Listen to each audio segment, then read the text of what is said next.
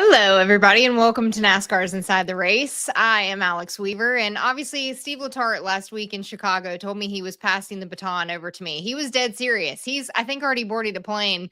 He was on the Turner coverage here at Sonoma Raceway out on the West Coast, and he's probably already headed back to the East Coast. So he was serious. He passed the baton over to me, but Steve will be on some future shows of NASCAR's Inside the Race.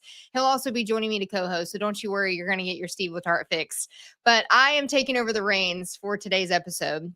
And we have a lot to break down here at Sonoma. Such a beautiful race course, this road course that we've seen. And I presented last week at Chicago of the question of I wanted to see what SVG could do on these road courses where our NASCAR drivers that have seen these road courses for many seasons, what he was going to be capable of doing where other teams may have a full notebook and their driver have seen these season after season after season.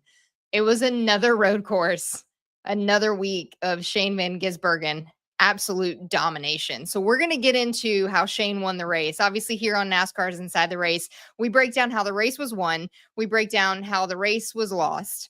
We also are going to get inside the numbers and break down everything that we saw with my two friends that are joining me here. But first I want to bring in Kyle Petty, one of my favorite people. He's going to give us the hot takes this week too, because he's in Sonoma. He's already at his hotel room. I don't know how you got out of the racetrack so fast, but let's first talk about what you thought of this race today. Give me your overall thoughts. So I was impressed. I was impressed with Shane, honestly, because I thought the same thing. I thought once we got to a Sonoma, once we got to a Watkins Glen, racetracks that the Cup regulars, and listen, Shane is a Cup regular. Let's say that. Yes. But guys that had 10 races on this racetrack or whatever, I thought it would be closer, and it was. If we look at qualifying, he only beat everybody by 2 or 3 tenths. We're at Mexico City, he had everybody beat by a second in qualifying. It seemed like, so yes, he did. But when you have a driver the caliber of Shane, you have a driver with that world talent. He's a game changer there. And I've said it before. There have been guys who have come through this sport. Dan Gurney in the 60s elevated everybody in road racing, moved them to a different level. Parnelli Jones, those guys that ran at Riverside. We move into, Tim Richmonds. We move into the Ricky Rudds. We move into the Jeff Gordons and the Marcus Ambrose. Those guys, AJ Allmendinger. They make everybody else play a different game. Shane is just playing a different game right now. But we've seen guys that have stepped up and are willing to challenge that. And I think it's making our sport better, and it's making these races better. But right now he is the guy. And we've had it before in this sport, and we'll have it again in this sport at some point in time, but he's the man right now. Yeah, KP, I want to get into some of these numbers because you touched on a bunch of these, but this is his third win. It's tied for the most this season with Kyle Larson, Christopher Bell, Denny Hamlin. It's his third win on a road course. Mexico City, obviously Chicago. And we mentioned last week, giving a shout out to the Kiwis, but I want to give an ultimate shout out to all of our Kiwi friends from New Zealand, our Australian friends that are watching, because you guys showed up on last week's episode of Inside the Race and we had a ton of comments. So we love that you guys are tuning in. We love that we are having Shane come over and show his talent, because it has been lights out for us to watch. And Chase Briscoe had an interesting quote on the post-race on Turner's coverage he said that he never played basketball against Michael Jordan, but he has to imagine that racing on a road course against SVG has to feel similar, that he is upping the bar, just like KP just said. He's exceeding all of the talent in the rest of the series because he's making them work harder on these road courses. The fewest starts to reach 4 wins since Parnelli Jones at Riverside in January of 1967. He also is the 7th driver to win 3 consecutive road course races, the first since Chase Elliott did it in 2019 and 2020.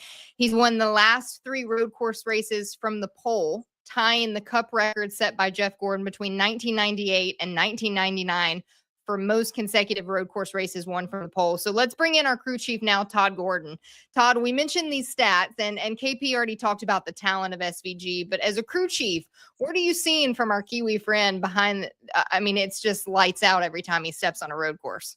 Race management, his ability. When you look at it, like the first 10 laps of a run, he's good. He's just as good as everybody else. Like if you looked at this race, this stage 2, for instance, the first 5, 8, 10 laps, he had a line of 5 guys within 2 seconds of him. It was tight. And then you got to the point where his kind of finesse paid off. It showed. He kept the tires underneath him. His car just doesn't lose pace like other people, and he doesn't make mistakes. He did make one. He down into turn 4, he blew it, but he had a 4.5 second lead. But he's just he's able to hit his marks and perform at 100% level. It's incredible what he's able to do with the car, especially getting into the braking zones. His ability, if he's within a car length, he's going to open a hole, and he does it with respect. But he's just phenomenal in his car control.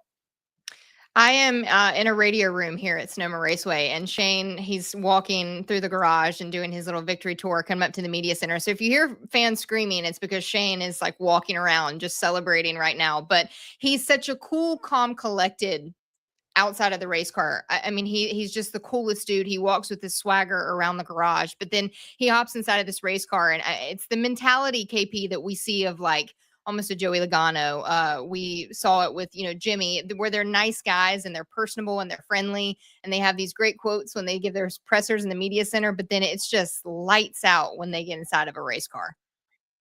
Yeah, look, it's easy to be nice when you're kicking rear end every week. And Todd will be that, man.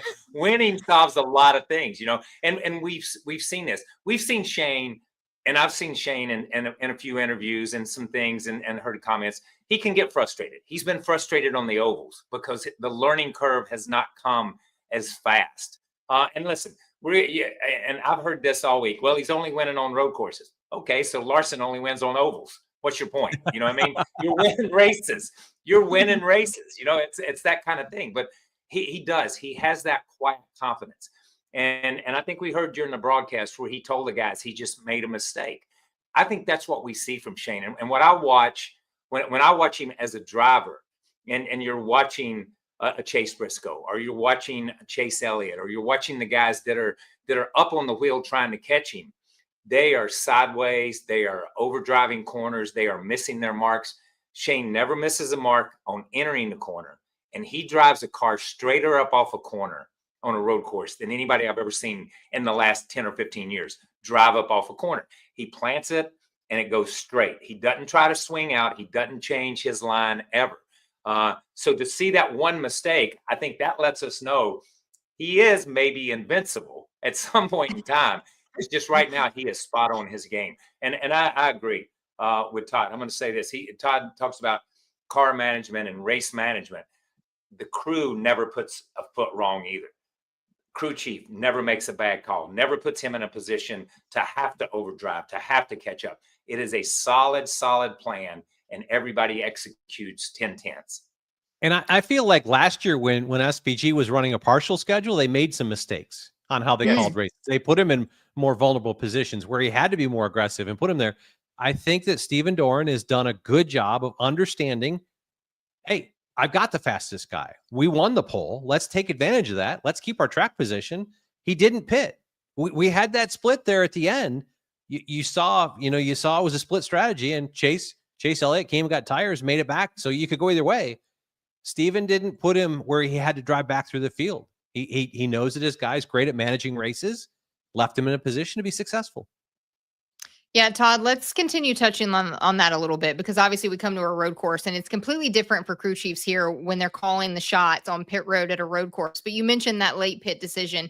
What did you see from the two teams? And then obviously let's talk Chase Elliott in the 9 and what you saw from those tires on pit road. Yeah, I think this is one of those where it's an either or. And I was surprised James Small made an aggressive call and staying out. I think a good one when you heard his realization and the fact that their pace was good. They felt their balance was good. They were in a better position. They didn't put themselves, as we talked about, maybe new tires does drive back through. We saw Chase Elliott get back to third. He had to overstep boundaries at one point to get there. But you also put yourself subject to, because we know that caution happens with 15 to go, there's no more give everybody takes. And usually cautions breed caution. So you can become a victim with a top 5 car and end up wrecked out because you decided to be aggressive on the tire side. So those are kind of interesting calls. I think Alan Gustafson did what he had to do, and they've got a win. They're in a good position. They could be a little more aggressive, chasing wins. But it's one of those where Steven called for SVG the right call. in staying out. I was surprised maybe James didn't go opposite, but in the end, I think James made the right call, and he explained it, and it made sense. 11 cars stayed out. And KP, when it comes to a late race pit decision, as a driver, do you want tires? Do you want to stay out for some track position? So listen, in my day, I'll go back to my day. You wanted tires. You always wanted, but track position is king right now. It seems to be the thing. Now, the thing is, and this is the interesting part. This is why it's a lot better to be a driver than it is to be a crew chief. I'm going to say that because once that call is made, what your job is as a driver. The thing is, as a crew chief, I mean, they're making calls, and what if only 5 cars stay out? If only 5 cars stay out, the 9 car, Gustafson and Chase Elliott, they're in a catbird seat, man. They only got to pass 3 or 4 cars. The more cars that stay out under that situation, that puts Shane's call in a better position. That puts Chase Elliott's Wheeler. That puts those guys. It makes it look better. So, you make your call, and Todd knows this. You make your call, but a lot of times the success or failure of your call depends on 6 other guys on a pit box. The success or failure. Yeah, go. And no, and that's part of the psychology of making that call. That call isn't the same you could have that same situation play out in 3 races, and the call you want to make is different because you start to look at, okay, who's in the back third of the field that's aggressive? You've got to understand the psychology of what crew chiefs are going to do, what the majority does, who wants to do the alternate call, and where are they positioned where they will make that call. So you've got to kind of do a mental check down of how do you feel the race is going to play out? How do you feel everybody else is going to call this race? And then make the call. Okay, I feel like 10 are going to stay. So if I stay in third, I've got a 7-car buffer.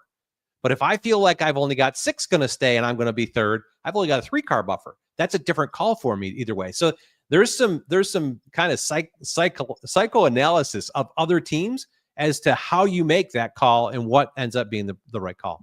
Yeah, and Todd's got to make that call in about 15 seconds. Okay, so he's got to analyze all that stuff and make that call and keep his driver from blowing up inside his helmet all within about 15 seconds.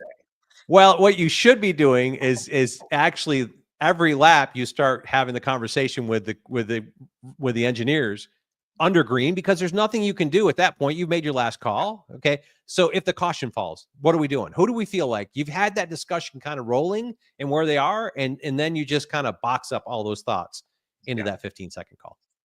Yeah, well, KP and I are not jealous of you being a crew chief all those years, Todd. You won some championships, so I know you were a very, very good crew chief, one of the best in the garage, but we're not jealous of those calls because you do have teams that sometimes they come to the racetrack and the calls or the setup or the speed or whatever you may need at that racetrack, you just miss it that weekend. You can't quite get it right and hit it. So let's now talk about how the race was lost. These Sonoma struggles that we saw, a guy who is his home racetrack.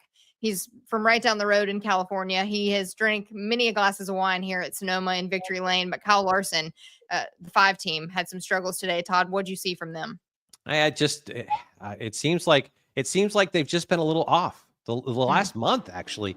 But just struggled. That first run, in Cliff's defense, they made themselves a lot better as the day went on. But that first stage just struggled. The car just didn't get down the racetrack. He wasn't able to take advantage of braking zone. Seemed like guys could just, if they got close enough, they could outbrake him.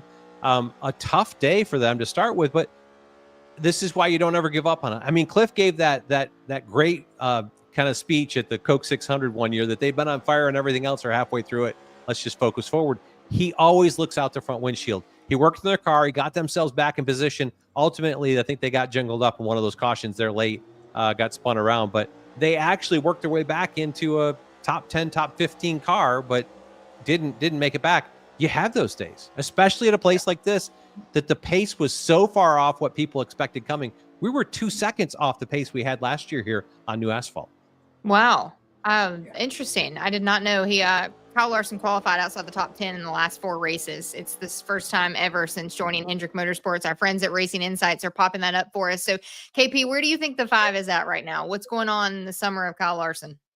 Good question. I think he's, since the double, since Indy and how the month of May went for him, and it was a tough month of May. If we go back to everything that happened at Indy and then coming to Charlotte and everything. He's just not been. They've just not been as where we expect the 5 team to be, and I think that's key too. It's where we expect the 5 team to be. You know what I mean? Sure. And a lot of times, I always refer to it as the Jimmy Johnson syndrome. When they won so much, when they started running 3rd and 4th, everybody's like, what's wrong with them? They're only running 3rd and 4th. They're not winning races. So we're judging Kyle Larson against Kyle Larson. And that's tough sometimes. That's tough to step back. But they have missed setups. They have made mistakes. They have had things happen to them. It's just not Larson-esque. It's just not Hendrick-esque. You know what I mean? When we think about these teams, we think about them in a better position than this. And, it'll come back around. Todd knows it. We all know it.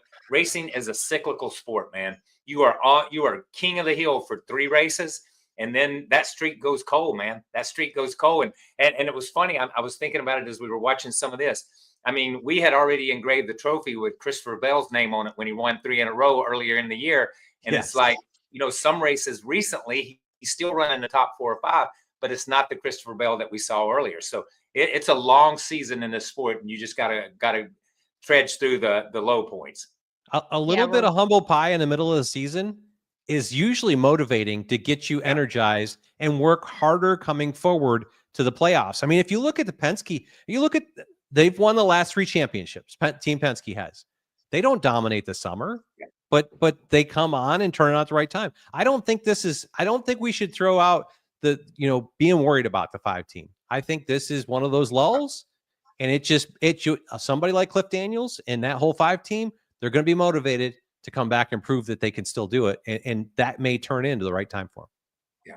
We were watching that wreck of where he got, most of the time we're used to seeing the 5 of Kyle Larson up front. So he's not technically taking the damage there back in the back of the pack, but on that restart, he had to limp back to pit road, had some damage there on the car. But I also want to talk about an incident on pit road today. We're not used to seeing these either because there was a scuffle, a fight. I don't know what we're calling it on pit road, but we had the crew of the 6 from Roush Fenway Keselowski Racing. And then we also had the 54 with Joe Gibbs Racing.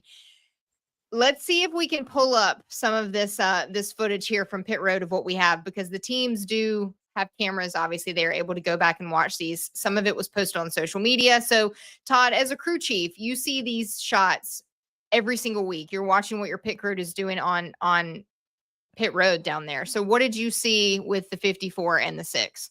I see 2 cars coming to green flag pit in some of the shortest boxes we've got on pit road.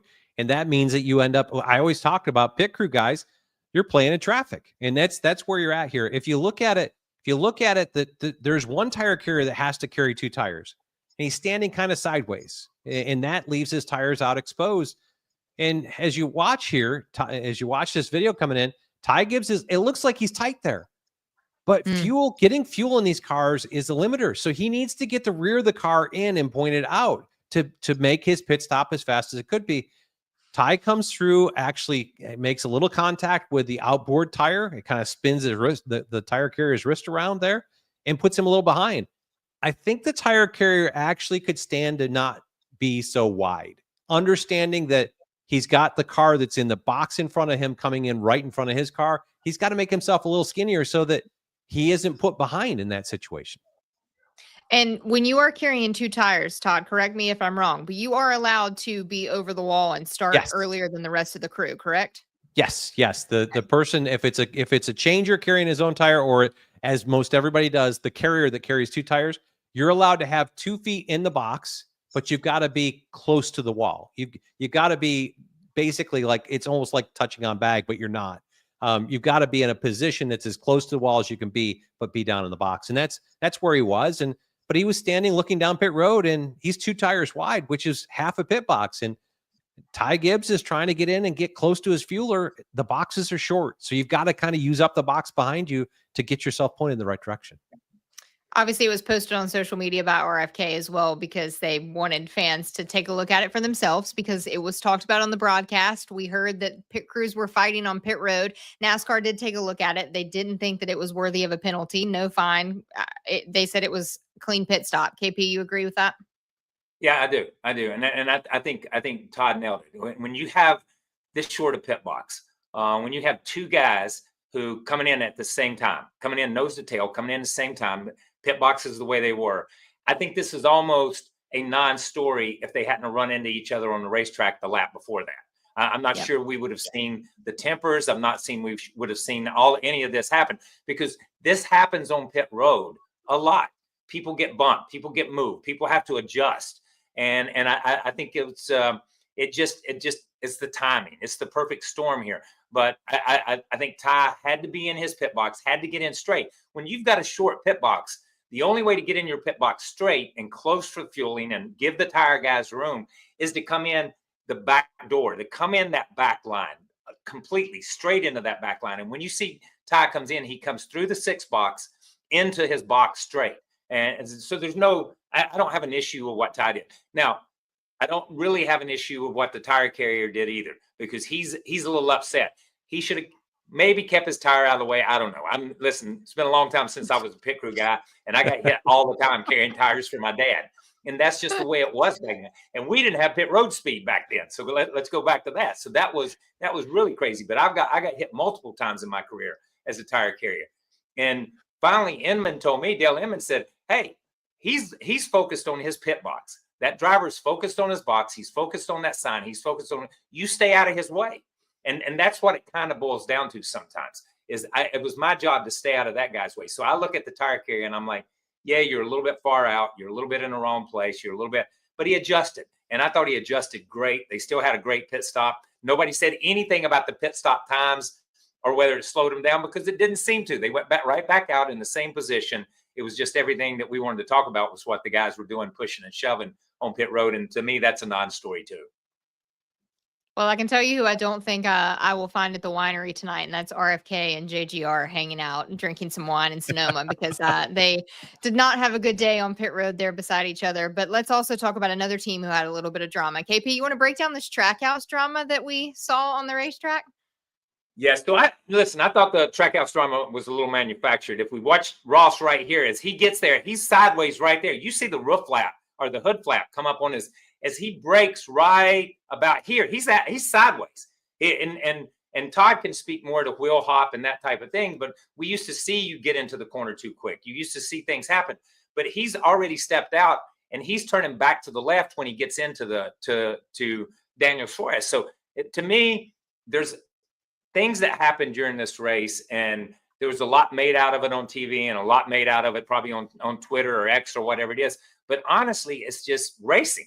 Things happen when you're putting yourself in that position. You know, the 22 of Joey Logano, he's blocking the corner. The 99 is trying to get in and block the one. You got 2 or 3 guys going for the same position. You're going to have this. So I got no harm, no foul for Ross Chastain on this at all. Todd, what about you with this? Yeah, likewise. When I first saw this, I felt like, and when I watched it, full speed, like, well, Ross locked the rears. I mean, if you see it, the car yaws. The tail of the car goes to the left and right there before he gets to him. He's locked the rears. His brake bias is off. This isn't intentional. He's trying to be a hard breaker into the corner. He was setting up to try to make a move, and then Daniel it doesn't look like Daniel's trying to block as much as Daniel was thinking he was going to make a move on the 22, and it kind of just stacked everybody down there. Ross was, at the limit of braking, and once you lock the rears, you don't have braking potential.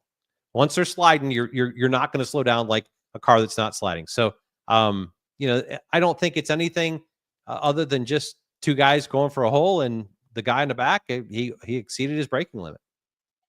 Another incident on the racetrack that I took as just racing, but I think Ryan Blaney may see it differently because he was animated and fired up on the scanner again with the radio. The poor team, they just get maybe baby will calm down Ryan Blaney, but he gets fired up during a race. I can tell you that. So the Chris Buescher, the 17, Ryan Blaney, the 12. Let's take a look at this. And Todd, I'm going to start with you. What'd you see? You know Ryan very well, being a part of Team Penske there. Frustrated driver behind the wheel. Yeah, had him for 2 years. He's a great talent. He's in a situation here. They're racing hard, and Chris Buescher drives in a little too deep. He gets loose and just has to correct twice, and he kind of shuffs him up the hill. And once you're out of the grip, you're along for the ride there. And Buescher you see it here.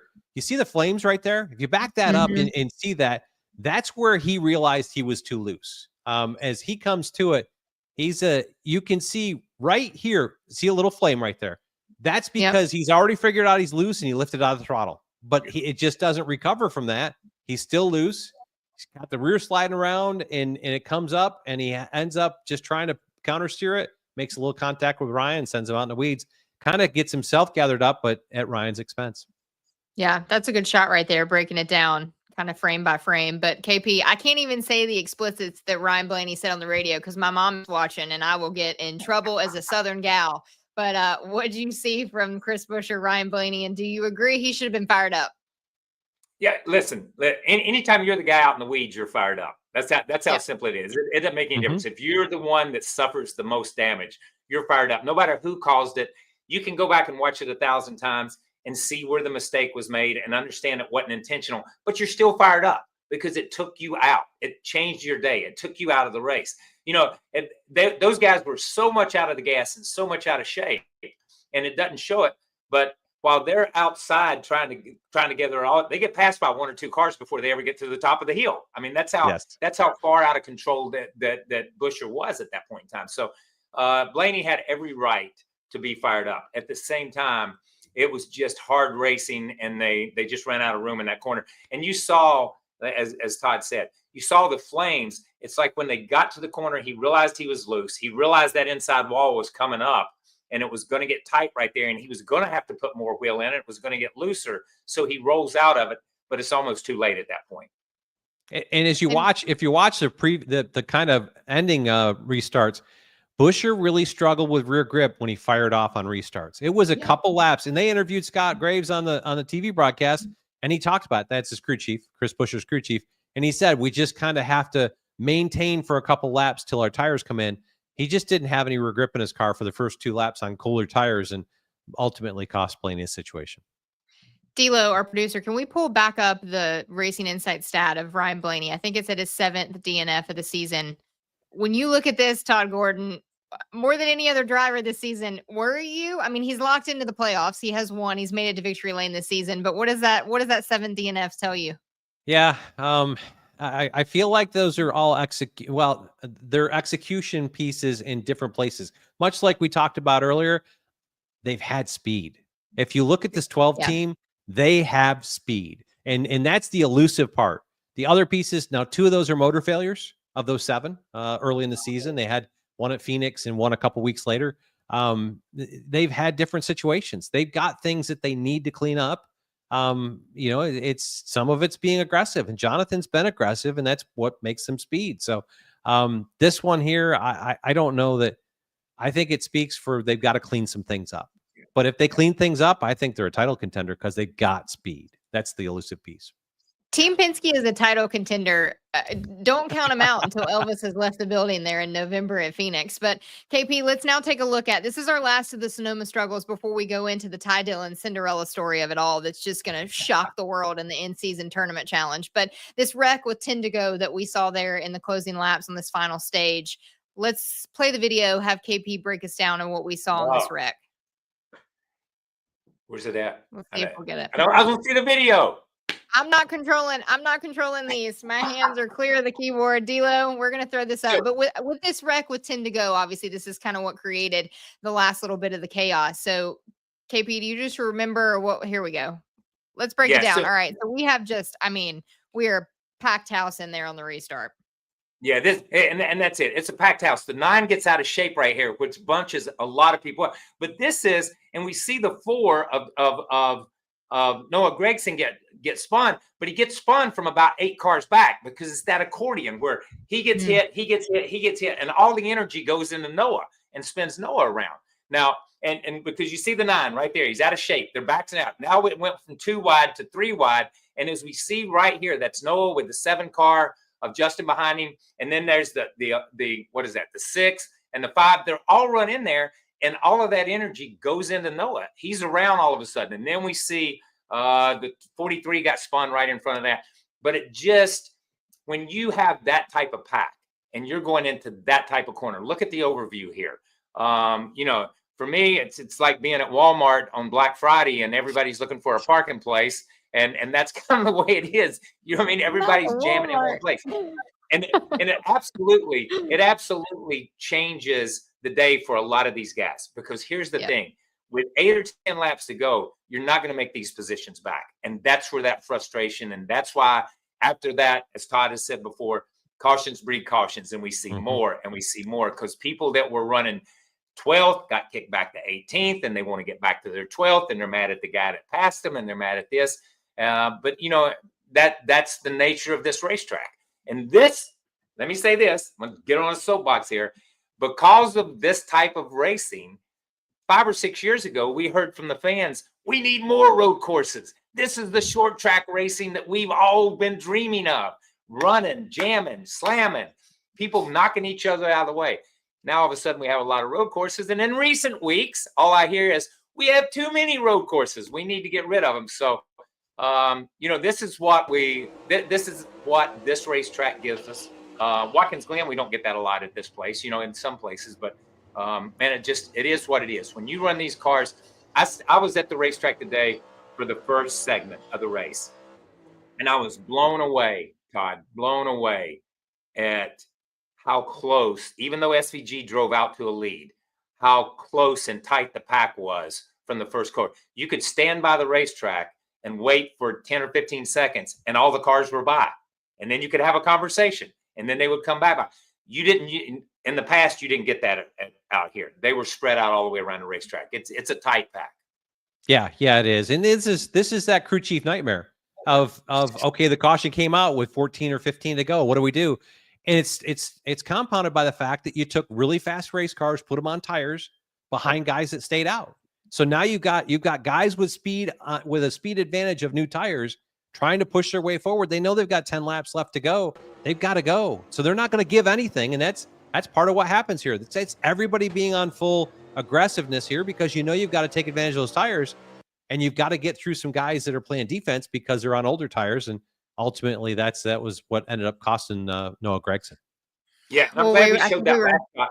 I'm glad we showed that last shot right there, that last in car, because that's the only time I saw Denny Hamlin all day was on that little piece right there. So I'm glad we got that on. Well, it's a perfect segue, not the Denny Hamlin of it all, but that in-car camera was one of our legacy friends, because we're going to now get into the bracket battles. I talked about we need a nickname for Ty Dillon. I don't know if you call him like Dinderella. I don't know what there's got to be like something that we're referring to him. The Eliminator. He literally is the Eliminator. Love it, Todd. I love it. He keeps the Cinderella story going here at Sonoma. It looked like at one point he was going to be out, but it was, let's start first with Ty Dillon versus Alex Bowman, because he bumped him in the final corner and kept his bracket hopes alive. It was a literal, it was a buzzer beater on game, 8 of the March Madness bracket games that you're watching that day, where he just hits it and goes in the locker room on the shoulders of his teammates. Insanity for me with the 10 of Ty Dillon still moving on, still alive. Todd? Outside of the green flag pit cycles, Ty Dillon wasn't ahead of Alex Bowman all day other than the last lap. I mean, it was 10 positions most of the day, and then find his way through those wrecks the way he needed to and put himself in position. He's chasing $1 million, and that's a big deal for that program. So he's definitely the Eliminator. He's taken out a bunch of them. KP, we were in the media center, and the media center here at Sonoma, for folks that have never seen this media center, it's filled of windows, so you can look out into the racetrack. It's a beautiful view. Folks weren't watching Shane cross the start-finish line. They were watching Ty Dillon pass Alex Bowman in the final corner and bumping him around to make sure that he's advancing into this bracket challenge. So what do you make of the old 10 just shocking the world here?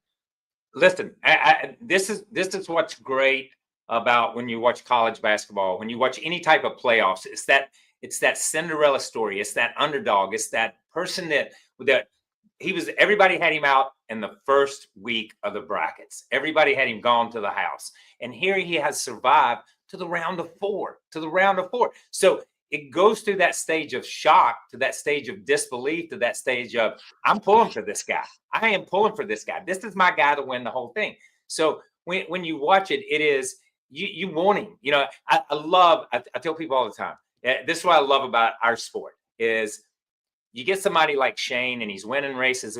Listen, let him win 2 more races and we'll be booing him, because all you got to do is get a guy to win too much and everybody boos him. That's just the way it is. But at the same time, you'll take a story like Ty Dillon, and we'll ride this thing until he makes something of it. And he's a folk hero because he's doing what everybody that bought a ticket and sitting in the third row and wish they could drive a race car is doing. He's knocking off giants. He's knocking off giants week in and week out. And it's not all things that he's doing. It's things that the other teams are doing to eliminate themselves, which makes you pull for him even more because you want to see the big guy fail. You want to see the guy with all the money fail. You want to see that. So I think we're going to laugh about it because I've said it. I said it when we were sitting here. You've got, you've got Gibbs Racing, and you've got 2311. You've got big teams on this side, and then you got Colleague on this side and Legacy on this side. Two teams that aren't the powerhouses. And the $1 million may go to a non-powerhouse team. It could go to Legacy. It could go to Colleague. And that would be a great story. Even though that's not the story that everybody wanted when they set the brackets, it would still be an amazing story. So listen, I'm going out. I know it's Sunday afternoon, but I'm going to Amazon tomorrow, and I'm going to buy my Ty Dillon t-shirt. And I'm going to wear it next week. Ty Dillon needs to go buy a lottery ticket after some of these races. But let's throw that chart back up, D'Lo. Because this is what Todd was touching on a little bit too. I think this was the comparison between the 10 and the 48, if we have that. Because I want Todd to walk us through what this race looked like from these two drivers going head-to-head in this bracket challenge. I mean, Todd, break this down for folks watching. Yeah, the purple is the position. This is just position every lap. But the purple is the 48. The yellow down there is the 10 car. And really, I mean, if you look at the first stage, there's 12, 15 positions between them. Stage 2, they might get back within 8 or 10 there in the second half of stage 2. But the separation all day long, like if I'm Alex Bowman, I'm not worried about the 10 car until I should have been.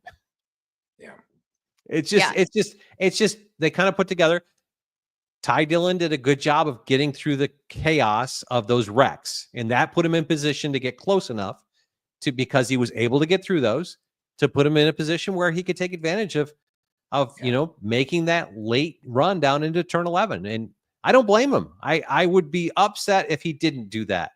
Yeah. Given the opportunity. It's the David Goliath piece. And as you talked about, this is Colleague racing Hendrick, and Colleague ended up winning.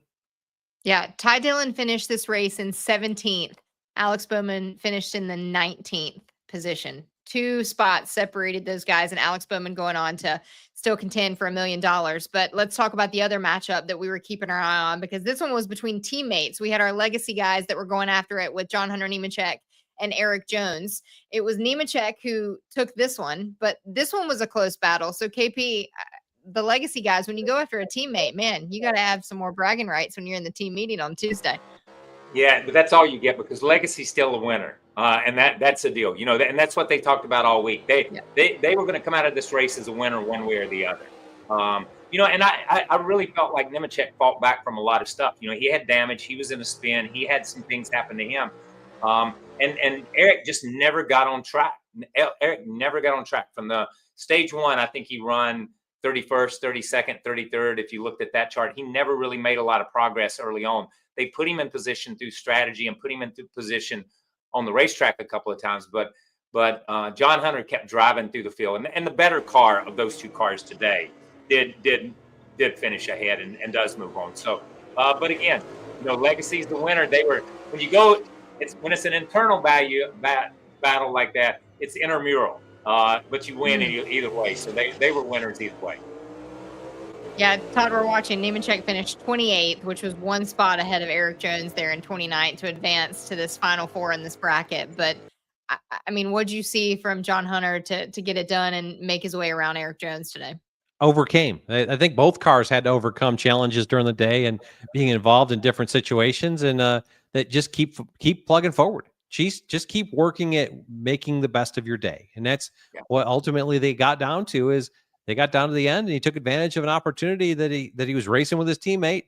They were like right there with each other and took advantage of it, made himself a pass to get himself clear. But it's this 42 team, they've kind of led the way. They found pace earlier in the season.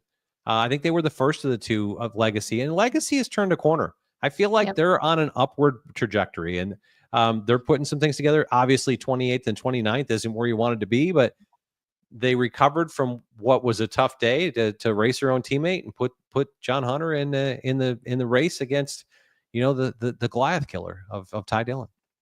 And you mentioned the Goliath killers. I mean, if we're talking colleague racing, we're talking legacy. KP, you brought up a good point too. I feel like I need to do like my Austin Powers, like $1 million, but $1 million for these teams, yes, especially like colleague. And when you look at legacy, I mean, $1 million is a big deal for these teams here. It can change kind of how your season goes.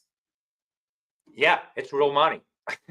Yeah. When you get into seven figures, it's real money, even at this league, even in this league. Some we talk about it all the time, and we laugh about it in a joking way, and it's like, well, it's so fine. This team, they don't care about the money. They do care about the money, and especially these two teams. It is a huge deal to these two teams, in a lot of ways. And listen, and Todd knows this. The best part about winning a race. Okay. And when I raced, and I'll say this, the best part about winning a race was rolling in next week at the racetrack, because you're the winner. You're the guy. You're the team. You know what I mean? And it's that step. It's that little thing that just keeps you coming back, is to be the best against your peers. And that's what these guys, it's $1 million.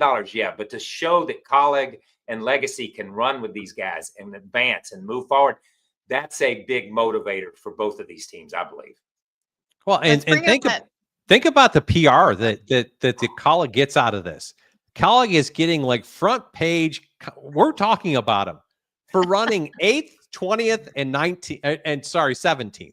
Yeah. It's turned to stories and put some headlines on some different people.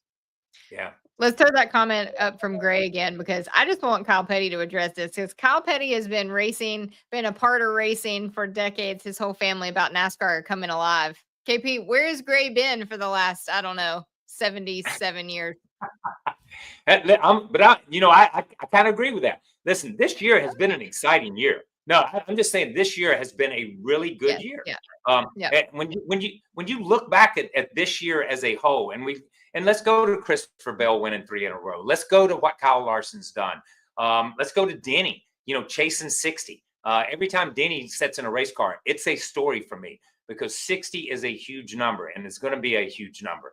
But there's so many exciting things. And then Shane has come along, and we've seen some of this stuff. So it's not one of those years that you can just look back on and say, pretty calm year. It's been chaotic, but it's been exciting. And there's been good shows on the racetrack. Great's an overused word. Okay. I'm just going to say that. You can't have great if everything's great, so you got to have some good, but we've had solid shows, solid performances from teams, drivers who have overcome and done stuff. We've had controversy with Hocevar and so many other guys. And so we've had a little bit of everything this year. So when I look at this year as a whole, so far to this point in time in the season, it has kept you coming back week in and week out with an interest, with something that was going on, because the storyline continues. It never gets weak. Gray, we all agree with you. We are saying that it is the best racing in the world. So we completely agree. And the rest of the season, I have a feeling, I mean, who knows who's going to win the championship in November, which makes it exciting for all of us watching it, that we don't know who is the championship favorite now when we're heading into the month of July and already in the month of July. Let's break down some of these inside the numbers, because this first one, we talk about this season coming alive. This next stat and this next piece of the show that we break down, this surprised me today. Todd Gordon, can you tell me who was the Xfinity Fastest Lap here at Sonoma Raceway? Xfinity Fastest Lap today was Justin Haley. What? Wow. Justin Haley on lap 95. He ran a 75.988 lap. On lap 94, Shane Van Gisbergen ran a 76.16. Yes. KP, I would riddle me that. Justin I don't know. Haley in the 7 car. Yeah, the last time I saw Justin Haley on this show, he was the one that was running in the back of Noah Gragson and getting him spun around, because he was pinned in the middle of all that. That is fascinating. Yeah. This fastest lap thing fascinates me. And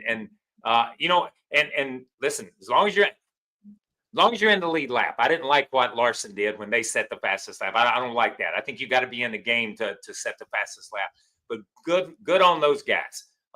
He obviously he had a clear track and had a place and could get it done. And he was probably surprised he set the fastest lap when it was all said and done. Yeah. I'm Todd, sure I he think was. Justin Haley was surprised. I'm more surprised than Justin Haley for sure, because I did not have Justin Haley on my bingo card of being the Xfinity fastest lap, but it adds an incentive now. I mean, they get points for being the Xfinity fastest lap of the race.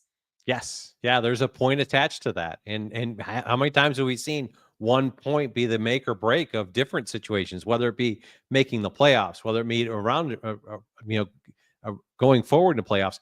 It could be the difference between 19th and 20th or 20th and 21st. I mean, KP, I mean, it's every position matters to how the finances work out and everything else. It's every point matters. And here's one that, they went and got it. If you asked me on my bingo card, I'd have been about 25 drivers deep before I got to Justin Haley. If I had seen the number. Me too. Let's also break down our playoff bubble, because I've been liking doing this. We're going to hear about this and talk about this until the playoffs start, because there are only 16 drivers that are going to compete for a championship when the playoff field is set. And so I'm hoping we have this playoff bubble, because the in-season bracket challenge, we know that's going to be Ty Dillon. It'll be Tyler Reddick. We have John Hunter Nemechek, and then we have Ty Gibbs. Is that the fourth one that I'm correct on? So we'll have Ty Gibbs going for that. But, oh, yeah, there's some guys that are still trying to win a championship. So the $1 million may be off the table for some of our drivers, but they have the granddaddy prize at the end of the season. So this playoff bubble right here, I'm going to have to get like my dog eyes, my owl eyes, to make sure that I can see this font here. But Bubba Wallace is right above the elimination line. +3 to the good is it. So let's kind of touch on Bubba a little bit today, KP, because I know it was an up and down day for Bubba Wallace, but he got some points today and kind of helped a little bit of that cushion above the playoff line. Yeah. So it was interesting to watch Bubba today, especially after, the fiasco and the mistakes he made last week, and giving points back at Chicago. And I felt like that whatever plan they had, they worked it in segment 1 and worked it in segment 2, almost to perfection. They maximized their opportunity. They maximized their points, and they stayed in the game. Obviously, you got spun there at the beginning of segment 3, and that kind of changed everything for them. As far as being able to maximize that last segment. They weren't really able to capitalize on everything, but they're still in the game. And that's what you've got to do. You got to keep yourself in the game. And Todd said it a minute ago, you make the best day that you can. And they made a good day out of a day. They made a good day points wise, that out of a day that they weren't going to run that good. They weren't going to run that well. They weren't going to be able to score these points. But when you look at the 18 or 17 or 18 points that they scored bonus, that keeps them 3 above, and that keeps you in the game. So, I applaud them for what they did, and look at it from the plan they had, and at least it kind of worked. Yeah. And when we're looking right here, I mean, Tyler Reddick, he's +149 above the bubble. So I imagine anything can happen. Crazier things have happened, but I can imagine Tyler Reddick is probably safe on points, Todd. And then you look at guys like Chris Buescher, Alex Bowman, Bubba Wallace above the cut line there, super close in points. But then down below the elimination line, you have guys like Ryan Preece, Kyle Busch, AJ Allmendinger, Ty Gibbs, who had a great run today, Erik Jones, Michael McDowell, John Hunter Nemechek, Ricky Stenhouse Jr. We have a couple road courses coming up. We have a super speedway before the play. I mean, any of these guys can take some spots in the playoffs. That's the beauty of the playoffs, right? If I'm a crew chief sitting in this thing, I'm feeling like the race for the race for a position is probably between Chris Buescher and Alex Bowman. You have to count on at least one more winner, and that winner could be Bubba. But if Bubba ends up, then if Bubba goes and wins, even though he's above the cut line, now my bubble is going to be Chris Buescher to Alex. It's Alex Bowman's on the cut line. Brad Keselowski could win, AJ could win, Kyle Busch could win, Ryan Preece has done well, Carson Hocevar. I mean, you look at the run he was on intermediates. We've got so many guys below the cut line. We talked about the fact that Legacy's running better. Opportunities are still ahead, and there's so many of them here. I just don't feel like Bubba. I feel like Bubba feels like he has to win because he's really 29 points behind if one winner comes that's not already ahead of him. Yeah, Great point. from now Great until the point. start of the playoffs, we'll see Dover, Indianapolis, Iowa, Watkins Glen, Richmond, and then of course, obviously, just the chaos that Daytona for the regular season finale brings. So, KP, who you starring on this list right now? Let's just talk the guys below the bubble. Who do you think gets in that may not be above the line right now? Thanks. See, look, so this always wears me out. I'm just going to be honest with you. We give the bubble so much time. Yes. And then as soon as we get to the playoffs, we never mention them again. You know what I mean? We talk about the bubble from the 10th race to the 26th race. For 15 races, we talk about the bubble, 16 races. And then as soon as we're in the playoff, we never mention these guys because they're, I hate to be brutally honest, they don't have a snowball's chance of winning a championship. I don't believe, when we get back to it. It's really hard for them to. But I'm impressed that Kyle Busch has clawed their way back to within 37 because they have had some issues. They have not run well.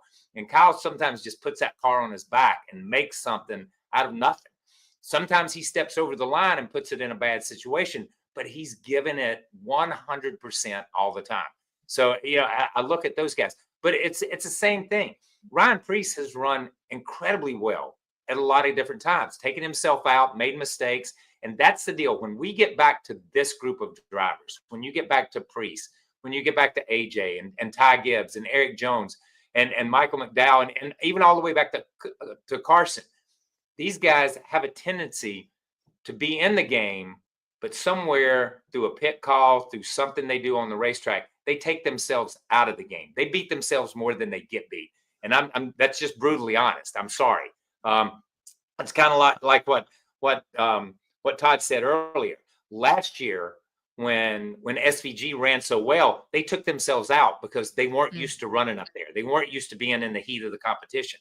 I see that a lot with these teams. They're all getting better. We've seen signs of improvement from Legacy. We've seen what Carson can do, what Hocevar can do, and how he can run up front and how he's a disruptor. We've seen Brad Kay be in the mix here recently. So any one of these guys with the races that we have coming up can be winners.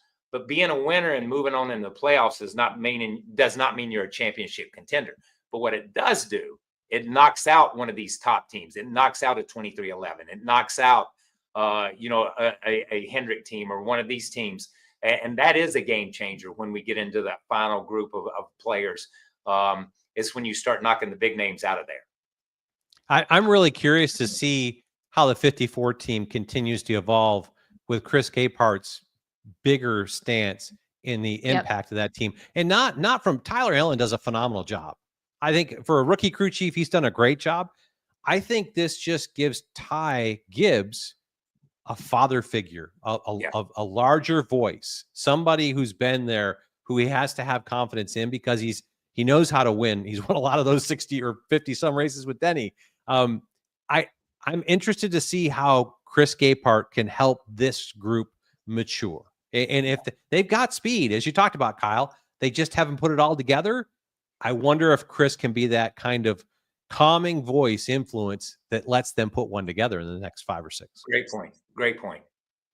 Well, Saturday, August 23rd is when we will know our playoff field. So a short window for these guys to make sure that they have a spot racing for the championship. But we're going to close the show here with something that I've been doing on my Instagram account. I put out a call to action for fans to ask us questions, and I got a couple of good ones. So since I have 2 guests, I picked 2 questions, but there were so many questions, some weird ones. Guys, play nice in the sandbox. Don't send me weird questions. Okay. Just stick Send them to me. racing. Send the weird ones.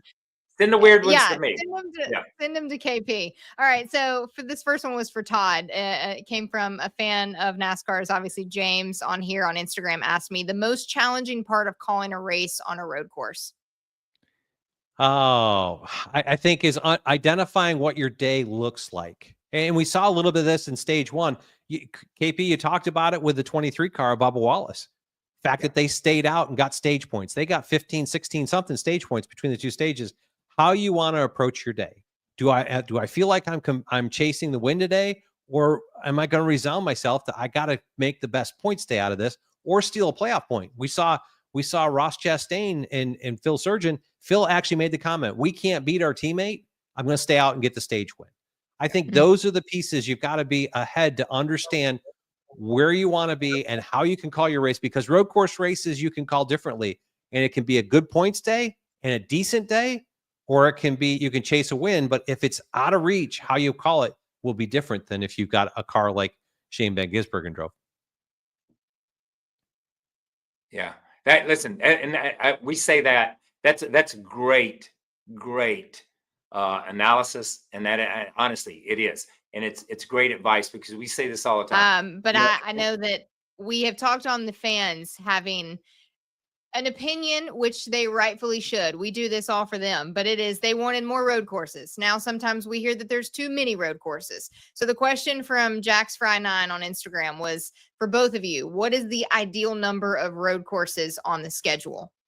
KP. So I have no idea. I don't know what the ideal number is, and I think, and so I go back to when they used to race at Riverside. And they raced in June and November, and the championship was settled on a road course at Riverside, California for so many years.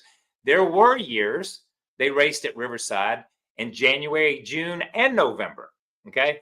One single road course. That's all that was on the NASCAR circuit. Now, if we go back to Bridgehampton and all that back in the 50s, to Watkins Glen in the early 60s, there have been tracks that have come and gone, but Riverside was the only road course.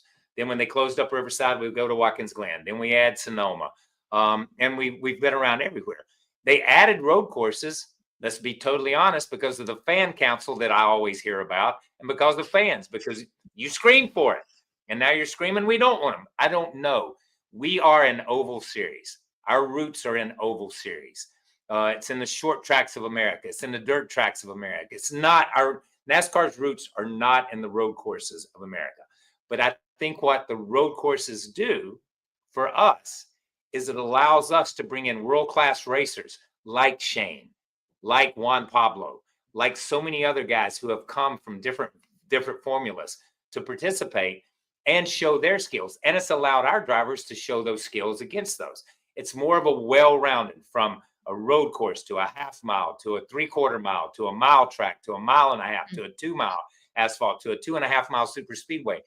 Nobody races on that type of the different tracks, the different disciplines, I guess, the way you look at it. So I think we have some of the greatest drivers in the world. I'll say it until the day I die. The most well-rounded, the most versatile, that can go anywhere, anytime, and drive anything against anybody. And we've seen it all through the history of our sport. And we're closer to allowing other drivers to come over here. But I don't know how many road courses make a good series. I like to see 3 or 4 a year, 4 or 5 a year, and that's it. Remember, we're 36 races, so there's room for road courses here. Yeah, Todd, to your about point, I feel like we've got 6 on the schedule this year. I think we've been as many as 7 in the past. I would like to. I'm kind of like you, Kyle, and in some ways, I think 5 is probably the number I'd like to see. 5 to 6. Here's a caveat, though. Really, we're not building new racing venues throughout the country. So if we want to go and find a new population to go put something on, if we want to go get back into Southern California, we're going to have to do a street course. We have to be aware of what we're accomplishing by doing this. So I'll make my piece. I mean, Charlotte, the Roval was great because it brought us road course racing. I'd love to see the Charlotte playoff race go back to the oval because our intermediate racing is so good with this Gen 7 car. So that might open up. If we could do that, I know, Marcus probably isn't going to go for that, but that may open up an opportunity to go someplace else. Montreal, the going overseas. I've been part of the Montreal piece on the Xfinity side, and that was a cool venue, but you're not going to find oval tracks overseas and in different places. There's just not ovals that we can go to, and we're losing them. Yeah. And I'm going to say this, and is that, we run in our oval series, there are multiple tracks, the short tracks, the intermediate tracks, the super speedways. There's 3 different tracks in what we call, or what we refer to as, the ovals. As we talk road racing, we have true road courses, we have street road courses, and we have rovals. There's 3 different categories inside what we consider and what fans should consider road racing. And there are 3 totally different types of racing. A street course is different than what you saw today. The Roval is different from what you saw today. So I think you can have variations on there, even though everybody wants to lump them together and call it road course racing. You know, they're almost three different disciplines and three different ways of approaching that type of racing. So I like that. Like I said, I just think it gives us a versatility and a breadth of what the sport is, and say, look at the places we play and look at the places we race. And there's no series that's as wide as this, I don't believe. Yeah, and credit to both of your points. I would have to agree with. It shows the versatility of our drivers, how great they are, how they're able to step into any racetrack you throw at them, including the last couple of years of the Chicago street course that all of us thought we were crazy. And how are they going to be able to do this? And now they've, 3 years in, have figured that place out. Some of them. But for me, a 37-minute flight to Sonoma, I can tell you what I got from this weekend. Beautiful views, great scenery, great racing. Shane Van Gisbergen putting on an absolute clinic. I love Sonoma. I am also huge fans of Kyle Petty and Todd Gordon. So you guys, thank you for coming on the ship that I could have sunk. I hope I didn't. I hope the fans enjoyed it. But I appreciate you both coming on here and enjoying some road course racing with me. Yeah. Thank you. Been cool. Really cool. And what a great event Sonoma is. To your point, you can sit up there in turn 7. That grandstand in turn 7 sees all the way down the hill. A cool kind of stadium venue. Yeah, for sure. You can great place. You can go down the street, get a glass of wine, and then you can head down the street in the opposite direction and get an In-N-Out burger. It's the perfect setting for racing for me. So all of our New Zealand Kiwis, we love you guys too. We hope you enjoyed Shane Van Gisbergen showing our guys how to get it done again on a road course. But here on NASCAR's Inside the Race, please like, subscribe, give us a thumbs up, and tune in to NASCAR's Inside the Race. Every single week, we will go and break down everything that we're seeing on the racetrack with our motley crew here. We also have weekly content that you can tune in, but make sure and tune in with us and hang out with us live on YouTube every single week as we go through the rest of this crazy season. But for Steve Letarte, for Kyle Petty, for Todd Gordon, for the rest of our guests here that hop on to NASCAR's Inside the Race, I'm Alex Weaver. Thank you so much for joining us. We'll see you next week at Dover. Bye from Sonoma Raceway.